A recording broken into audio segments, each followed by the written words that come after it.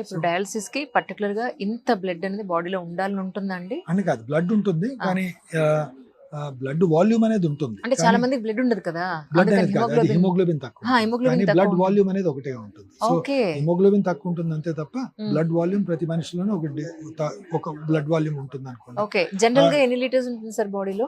అంటే మన blood volume it self is around 6 to 8 litres ఉంటుంది అనుకోండి. ఓకే. సో ఆ బ్లడ్ వాల్యూమ్ అనేది బ్లడ్ వాల్యూమ్ ఉంటుంది కానీ హిమోగ్లోబిన్ తక్కువగా ఉంటుంది. అండర్స్టాండ్. హిమోగ్లోబిన్ తక్కువ వేరే, బ్లడ్ వాల్యూమ్ తక్కువ వేరే. Okay okay. So 6 to 8 litres blood volume ఉంది అనుకుంటే హిమోగ్లోబిన్ తక్కువగా ఉండొచ్చు. So the whole blood is going to be filtered through this thing and cleaned up and recirculated in to the body. So ఈ క్రమంలో 2 things which matter is careful monitoring చేసుకోవాలి, ఎందుకంటే sudden గా వాళ్ళకి బీపీ తగ్గడాలు అవన్నీ జరగచ్చు. ఇంకొకటి గుడ్ క్వాలిటీ డయాలైజర్, అంటే ఇప్పుడు ఇది రీయూజ్ డయాలైజర్ అంట, అంటే ఇది మళ్ళీ రీయూజ్ చేసుకోకుండా సింగిల్ యూజ్ డయాలైజర్ అంట. యూజ్ చేసిన పడేస్తాం.